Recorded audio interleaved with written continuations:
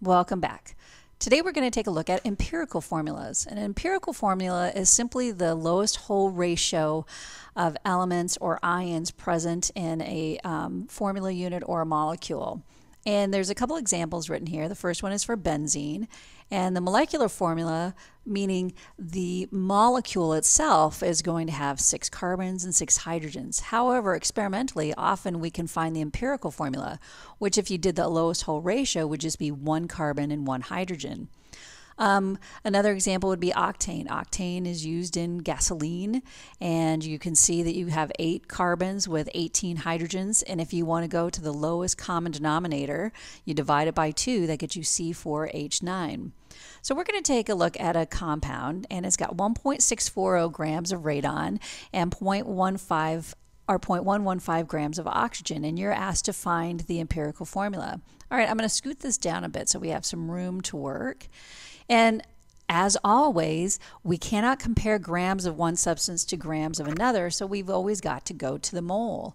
And the way we go to the mole is we're going to first start with what we've been given, which is the 1.640 grams. So I've got 1.640. How many significant figures are in this number of radon? How do you go to moles? Use your periodic table. And 1 mole of radon has a molar mass of, I want to say, 226.03 grams. So I divide those two numbers. The grams of radon cancels out. That gives me 0.00726 moles of radon. All right, so we've got the moles, and now we've got to do oxygen. 0.115 grams of oxygen. Now, the reason I'm leaving it as oxygen and not O2 is because it's inside of a compound. It's not the molecular formula. So I'm going to divide this by, since I have 1 mole of oxygen has a molar mass of 16.00, the grams of oxygen cancels out, and that gives me, I throw that in my calculator, and I get 0.00719 moles of oxygen. Okay, the next step that you're going to do is divide both elements by the lowest number, the smallest number. So I'm going to divide this one by 0.00719, which is going to give me 1. Divide this by 0.00719, and essentially that's going to give us 1. I mean, we can say that that's a nice approximation, which means for every 1 radon, I've got 1 oxygen, and that would be the empirical formula. All right, let's do another example. Okay, this time instead of given the mass of the elements, we're given the percentage instead. So what you want to do here is just treat it as if you had a 100-gram sample. So if I had a 100-gram sample, that means that I would be starting with 92.2. All right, I would have 92.2 grams of carbon, and I would have 7.83 grams of hydrogen. First thing we want to do is we got to go to moles, because we can't compare grams to grams. We've got to compare mole to mole. So 1 mole of carbon, I get the molar mass from the periodic table, has a mass of 12.01 grams. Throw that in my calculator, and I get 7.68 moles of carbon. I do the same thing with my hydrogen. 1 mole of hydrogen has a molar mass of 1.01 grams. Again, since I'm looking at a hydrogen within a compound, I don't use the diatomic. The diatomic is only when it's a molecule or in the elemental all by itself. 7.75 moles of hydrogen. Next step is you divide it by the smallest number, 7.68, and you can see that my empirical formula, that equals 1, that equals about 1. My empirical formula is going to be carbon and hydrogen.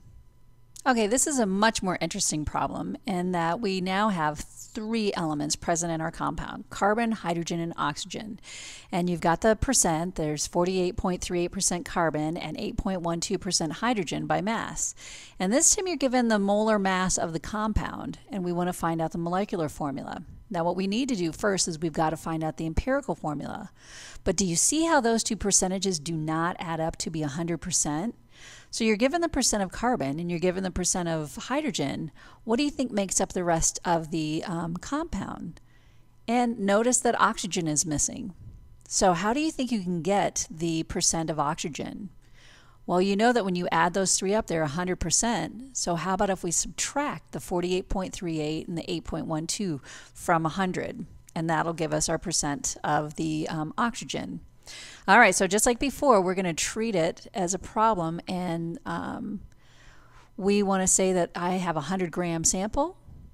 So let's say this time I have 48.38 grams of carbon. That gives me 8.12 grams of hydrogen. I'm going to subtract those two numbers from 100, and when I do that, I get 43.50 grams of oxygen. I can't compare grams to grams. That doesn't mean anything. So I need to convert to moles, and 1 mole of carbon has a molar mass of 12.01 grams of carbon. I divide that and I get 4.028 moles of carbon. Do the same thing over here. I have 1 mole of hydrogen, has 1.01 grams of hydrogen, and that gives me a molar mass of 8.04 moles of hydrogen. And then last but not least, we've got to do the oxygen, and 1 mole of oxygen has a molar mass of 16.00 grams of oxygen. Throw that in my calculator and I get 2.719 moles of oxygen. All right, what do? I've got our mole, so I need to compare them. So I'm going to divide it by the smallest one, which is the 2.719. So I have 2.719. This is going to give me 1. Do the same thing up here for the carbon, 2.719. And this is going to give me, I get 1.48. And I do the same thing here, and 2.719. And this gives me 2.96. Okay, so it's in real life, nothing's ever going to be perfect. Do you recognize that this is pretty doggone close to 3? And 1.48 is pretty close to 1.5.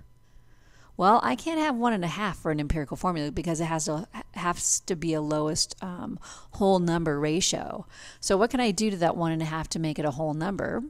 How about if I double it? But if I double the carbon, I have to double all of them. So I'm going to double the carbon to make that C3. I have to double the hydrogen, which it was 3 before, so now it's going to be 6. And the oxygen has to be doubled, so it was 1 before, and now it's going to be 2. Okay, perfect. So now I've got the empirical formula. This is going to be my empirical formula.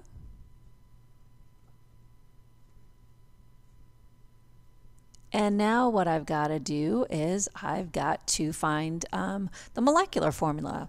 Now it could be C3H6O2 or it could be C6H12O4. Do you see I'm doing multiples of the empirical formula?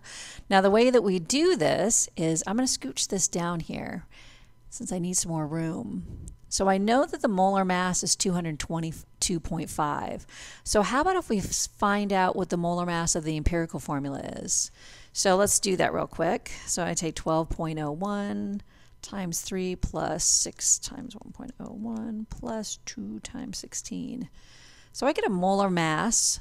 My molar mass of the empirical formula is, so C3H6O2 has a molar mass of 74.09. And I know that the molecular formula is 222.25. Now what should happen is this 74 should go into that some whole number of times. So let's divide that by 74.09. And looking at it by estimation, I'm hoping that we get something close to 3. And we get 2.9997, which is 3. Which means then that I have to triple this so that my molecular formula is going to be C9, H18, because I'm tripling the empirical formula, and that's going to be O6. And I have my molecular formula given from the empirical formula. All right, you're ready to go.